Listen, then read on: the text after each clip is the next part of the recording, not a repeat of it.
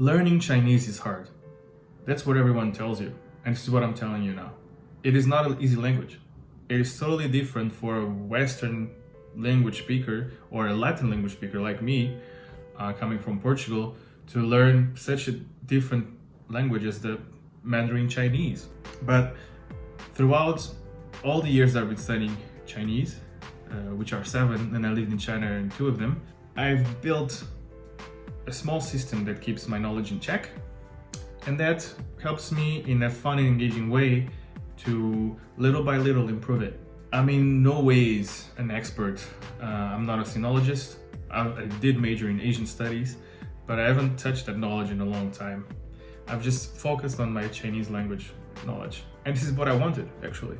That is why I majored in what I majored, and that is why I accepted a scholarship to go to China for 1 year, and then I stayed there for another year working for a Portuguese company. So again, the same thing might not work for you, but it did work for me. So just give it a try, and maybe after this video, you'll be a little bit more ready and more prepared to, tackle the huge monster that is Chinese language, that it can be. So the first part of my system is to take advantage of the online world. What I mean by this is that it's not worth it for most people to spend money or just buying like random textbooks online and then having them physically with you, when you can just buy those resources or get them most of the time for free on other websites, right? So one thing that I use a lot on a daily basis are apps. So the number 1 app that I use besides social media on my phone and camera is Pleco. Pleco basically is a dictionary, and hands down the best dictionary for Mandarin Chinese students. And I've been using it since 2013, and they do offer premium features, but I never felt the need to use them. I just use the when you just download it, the free everything bundle, and that's it. It was just enough for me as a language learner. Another app that I really like to use is called Super Chinese. This app is paid, to be honest. You do need to pay. It's called a freemium app, so if you want to take full advantage of it, you kind of need to pay around €5 per month, and this is what I'm paying.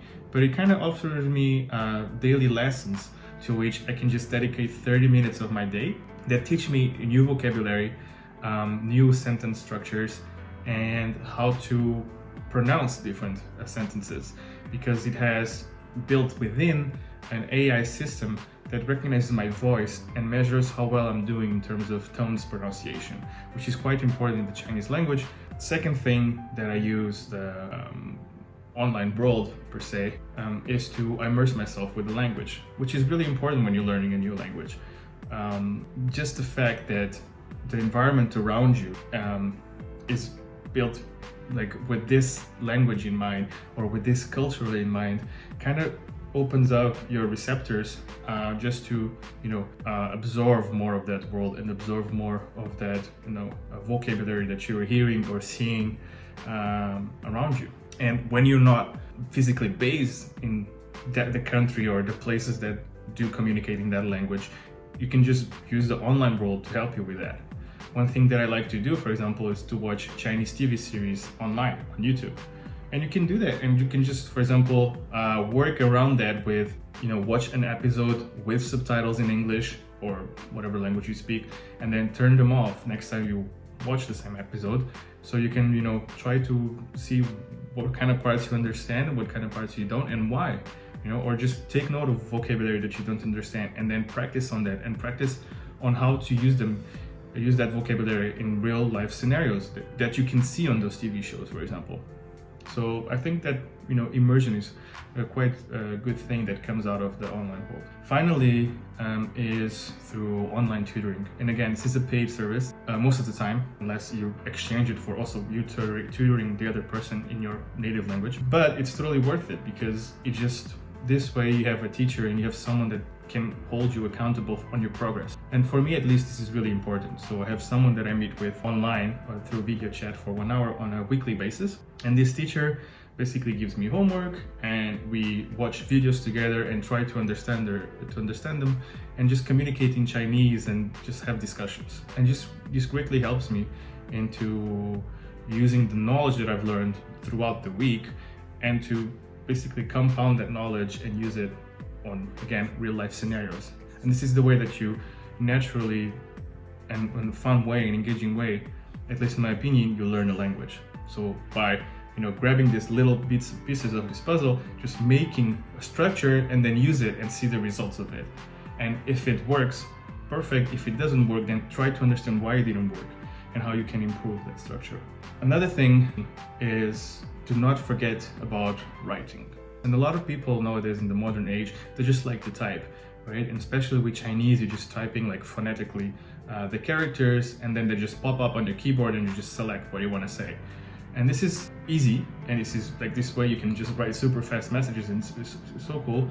But at the same time, you're kind of taking it away one of the most important parts of learning Chinese, which is writing the characters themselves.